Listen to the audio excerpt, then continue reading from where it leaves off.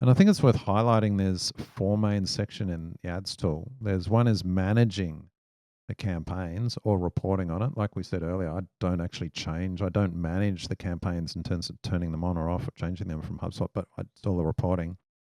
And then there's the audiences tab, we'll chat about in a second. Events and analyze we've already covered. But one of the things in the manage tab is you can manage ad campaigns and also ad sequences. Now, what are ad sequences, Ian? So that is where you can create a sequence of ads that get served based on certain criteria. And as the name suggests, I'll give you an example. Once someone has seen the first ad, and generally we do this inside Facebook. So they'll see the first ad, they take some action, maybe they convert, and then the system knows, oh, they've converted off the first ad. This is the next ad I want to be showing them.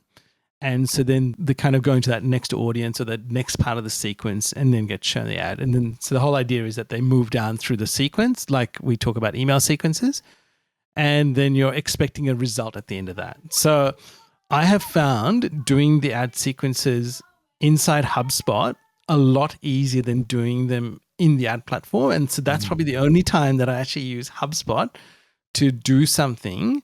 And also lead ads as well. Sometimes I often use HubSpot to create lead ads. Oh, is that right? They're the two ones that I probably use HubSpot the most for. But in terms of managing ads, I generally do it on the platform. And then we get the data into HubSpot. Nice. All right. Let's talk about the audiences tab, because audiences, when I'm chatting with clients and they haven't connected ads in to HubSpot, this is one of the key things I talk about.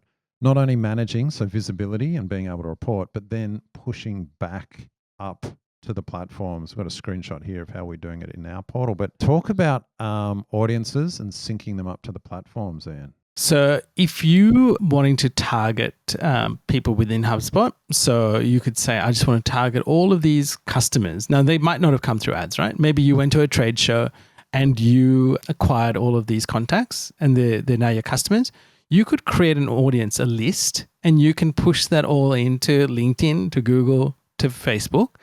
And the whole idea is it can match those. If it can match those people, it will. And then you can serve them ads. So they're in an audience where you can do it. And the beauty of it is, you don't have to import and export anything. The syncing will take place automatically between the platforms as well. So if they meet a criteria, so let's say in 10 days' time, Craig becomes a customer because he's bought a new car and they're synchronizing that list, he'll automatically go into the ad platforms for that because he's a customer now. So that's the beauty of it. It's kind of like a set and forget. You know it's working. It's being utilized in the ads that are running. And what else can I tell you?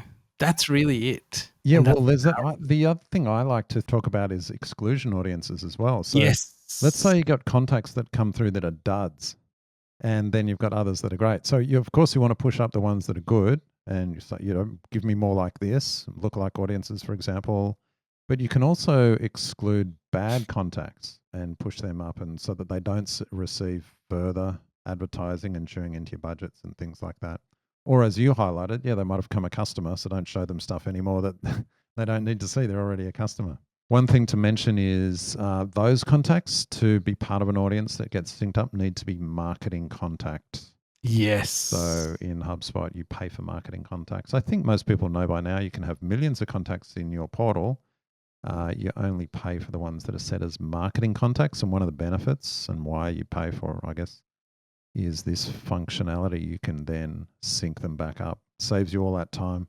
I've had clients where they're exporting out huge CSVs of contacts and then manually uploading to each of the platforms. It's just like, this is just set and forget in HubSpot. It's like saves so much time. And not only that, it avoids all the potential risks of exporting data out.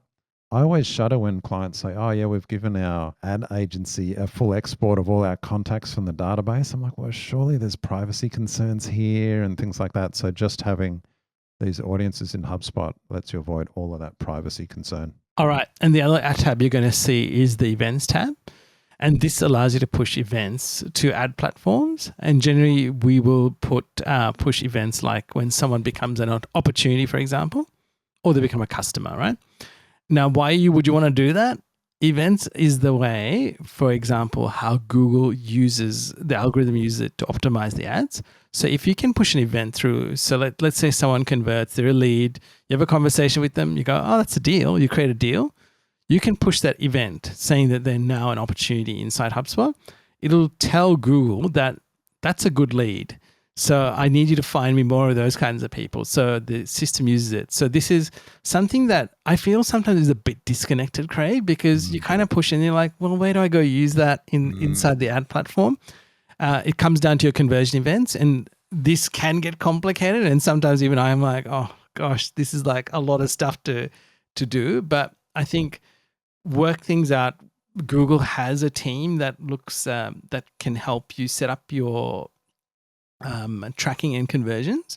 So that's available to people. But I think this is really important, especially as we get more AI and machine learning for the ad system. The more data we can give it that's valuable from our end, the better the optimization happens on the other end.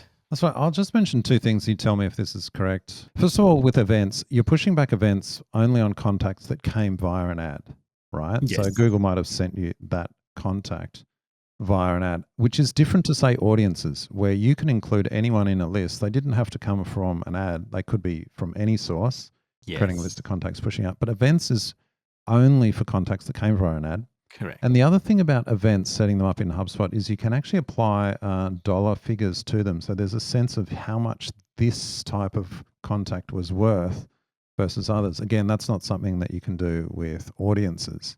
So a little bit more granularity that you can provide the platforms there, I think. That was a great explanation, Craig.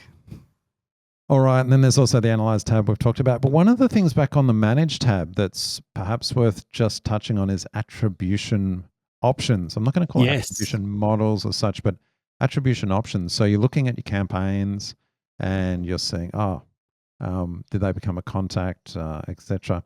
There's 4 main attribution options. There's first ad and last ad interaction. There's also re-engagement, and then there's also all ad interactions. I tend to find I'm using the all ad interactions. What do you use, Ian? Craig, I think if we're thinking about lead gen and we're looking for new contacts, we tend to use first ad interaction, but generally we use all ad interaction because, like I said before, people are on a journey and they interact with ads all through that. So I think we kind of toggle between the two often to check and see how things are going. Yeah. And that's my recommendation. Like, everything is not precise, but it's as precise as it can be. And so I would encourage you to understand. I think what these models do, it gives us an understanding how, A, we measure things, but B, how numbers change with the way we measure things, right? It's about almost like it's about perspective. It's like, I'm standing over here and I think, oh, Craig's closer to me, but no, but you're standing way over there. But Craig actually looks a long way away. And I think it's about perspective. And so use that to figure out what is most relevant to your business and just to get perspective on things.